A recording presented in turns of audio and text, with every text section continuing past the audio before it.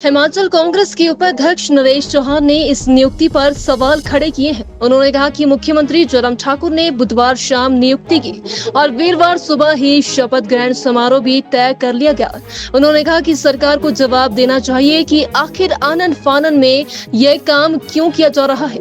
हिमाचल कांग्रेस उपाध्यक्ष नरेश चौहान ने कहा कि जितनी तेजी से शपथ ग्रहण समारोह रखा गया, उतनी ही तेजी से समारोह को स्थगित भी करना पड़ा। उन्होंने सरकार से सवाल पूछा कि आखिर किस दबाव में अब शपथ ग्रहण समारोह को स्थगित किया गया है। ये मुझे लगता है कि इन्होंने बहुत जल्दबाजी में किया और इसके पीछे मंशा कुछ और थी और उसी को लेके हम चिंतित हैं कि इस संस्थान को बचाना है। और जो बार बार उंगलियां उठ रही है भर्तियों को लेके, कहीं ऐसा ना हो जाए कि पब्लिक सर्विस कमीशन पे भी इस तरह की नौबत आ जाए कि लोग वहाँ भी उंगलियां उठाना शुरू करें। सरकार ये भूल जाए कि आप जो है बैकडोर से या इन्फ्लुएंस से लोगों को आगे जो है भर्तियां कर सकते हैं, ऐसा जो है मुझे नहीं लगता। ये बहुत बड़ा प्रश्न है कि इसके बारे में मुख्यमंत्री जी को और सरकार को तत्काल हिमाचल प्रदेश की जनता में अपनी स्थिति स्पष्ट करनी चाहिए। पार्टी आरोप नहीं लगा रही है। कांग्रेस पार्टी हिमाचल प्रदेश की जनता की तरफ से ये सरकार से जानना चाहती है, माननीय मुख्यमंत्री जी से, कि Himachal Pradesh public service commission ने जिस प्रकार से कल 6 बजे शाम को जो है नोटिफिकेशन हुआ, जिसमें एक चेयरमैन को डॉक्टर रचना गुप्ता जी को चेयरमैन के तौर पे और 3 मेंबर्स की जो है नोटिफिकेशन हुई और सुबह 8 बजे आज माननीय गवर्नर साहब के पास गवर्नर हाउस में जो है उनका ओथ होना है।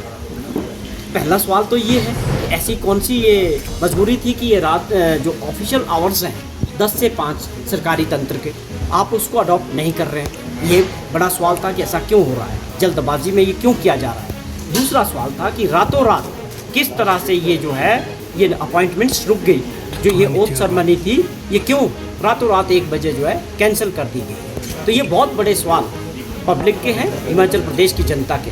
खास तौर पे अगर हम एक संवैधानिक संस्था की बात करते हैं, सबसे प्रेस्टिजियस ये जो संस्था है हमारे लिए, जहाँ से हमारे जो बड़े ब्यूरोक्रेट्स हैं या क्लास गैजेटेड ऑफिसर्स की नियुक्तियाँ जो है Himachal Pradesh public service commission के थ्रू होती हैं, आप ये सभी जानते हैं। और सरकार ने जिस प्रकार से विधानसभा में अभी कहा कि हज़ारों की संख्या में अभी नियुक्तियाँ अलग अलग डिपार्टमेंट्स में होनी है और उसमें से हज़ारों नियुक्तियाँ जो है पब्लिक सर्विस कमीशन के थ्रू होनी थी।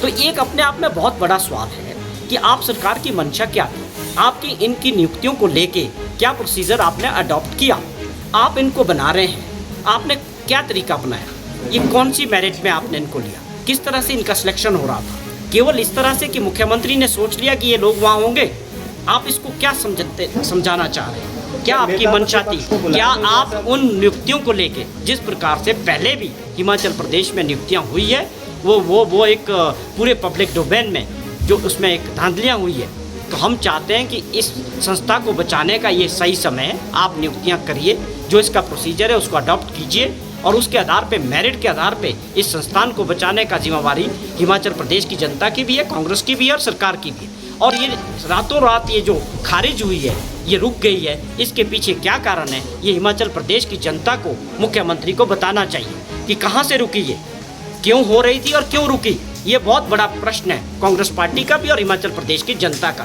ये अपने आप में बताने की आवश्यकता है। नेता प्रतिपक्ष